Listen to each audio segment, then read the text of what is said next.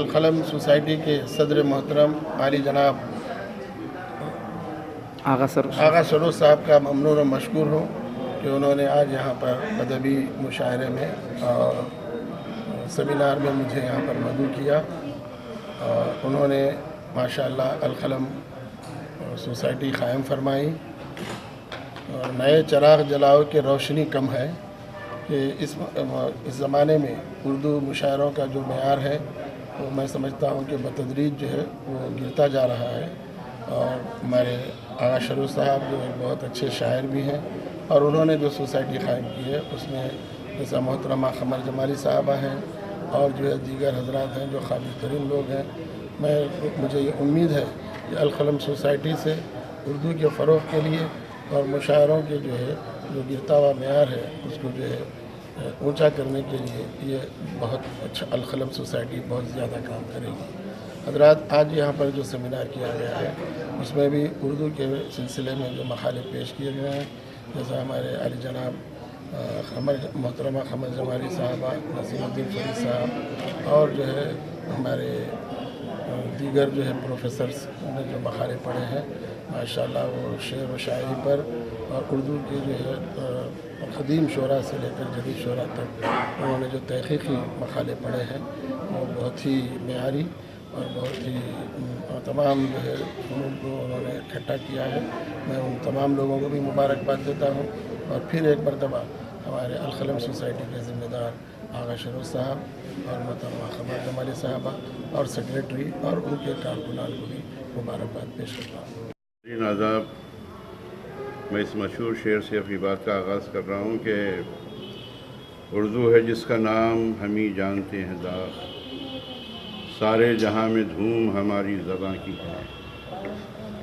ناظرین، القلم اردو سوسائٹی حیدرآباد کی جانب سے آج یہ پہلا ادبی سیمینار اور مشاعرہ منعقد کیا گیا ہے، اور اس کا عنوان ہے عصر حاضر میں اردو مشاعرے۔ اس سوسائٹی کے قیام کا مقصد خود عنوان سے ظاہر ہے۔ جو حال آج ہمارے ہندوستان میں مشاعروں کا ہوا ہے یہ سب آپ پر ظاہر ہے۔ اس میں کچھ ہماری اپنی کوتاہیاں، اردو والوں کی اپنی کوتاہیاں ہیں کہ وہ اردو سے دور ہوتے جا رہے ہیں، اور مشاعروں پر وہ لوگ چھائے جا رہے ہیں، مسلط ہو رہے ہیں جو ہندی اسکرپٹ میں لکھ کر اردو شعر پڑھتے ہیں۔ تو بہرحال ہمارا مقصد ہندوستان بھر کے تمام مستند اور حقیقی شعراء کو ایک پلیٹ فارم پر جمع کرنا ہے، اور ان شعراء کو جو ادبی رسائل سے بھی وابستہ ہیں، جو چھپتے ہیں، جن کا کلام چھپتا ہے، آپ حضرات تک پہنچتا ہے، ان سب کو اکٹھے کرنا ہے۔ اس لیے ہمارے سرپرست اعلیٰ ممتاز مزاح نگار جناب مشتبہ حسین صاحب اور ممتاز افسانہ نگار محترمہ قمر جمالی صاحبہ ہمارے ساتھ ہیں، طاہر عابدی ہمارے ساتھ ہیں، اور آپ تمام حضرات جتنے اردو دوست محبان اردو ہیں سب ہمارے دست و بازو ہیں۔ امید ہے کہ یہ بزم جس طرح شاندار طریقے سے اس کی شروعات ہوئی ہے، جناب محمود علی صاحب اس کا افتتاح فرمائیں گے، ابھی وہ آنے والے ہیں کچھ دیر میں۔ ادبی سیمینار کا آغاز ہو چکا ہے، اور عصر حاضر میں اردو مشاعروں کے عنوان سے مقررین اپنے خطاب سے نواز رہے ہیں، اور انشاءاللہ آپ حضرات کا اگر تعاون رہا تمام اردو والوں کا تو یہ بزم بھی اور دیگر ان مجاہدین اردو کے ساتھ ان کے تعاون سے یہ بزم بھی ترقی کرے گی۔ میں نہ شاعر ہوں، نہ مقرر ہوں، نہ مذہبی ہوں، نہ پروفیسر ہوں، مگر یہ کچھ زبانی کی دو چار جملے وقت بھی پہنچ سکتا ہے۔ ویسے میں شکر گزار ہوں آغا سروش صاحب کا کہ آج سے 2.5-3 سال پہلے انہوں نے میرے گھر سے آ کے کہا تھا کہ صاحب ہمیں وہ تنظیم قائم کر رہے ہیں، اس کے آپ سرپرست یا شرپرست جو بھی کہیے وہ آپ بتائیے. تو میں نے ان کے کہنے پر میں ان کو ابھی رکھتا ہوں کہا اس کے بعد سے بالکل آئے نہیں. تو میں اس دن کے انتظار میں ہوں کہ جب یہ آئے تو پھر میں اصل میں صحیح بات تو یہ ہے کہ لوگ اب مجھے تبرک بلاتے ہیں کہ یہ ہے اب اس کی عمر ایسی ہو گئی ہے اس کو بلا لیا کرو. مگر انہوں نے 2.5 سال تک نہیں، میں ان کے وعدے پہ اتنے دن مجھے زندہ رہنا پڑا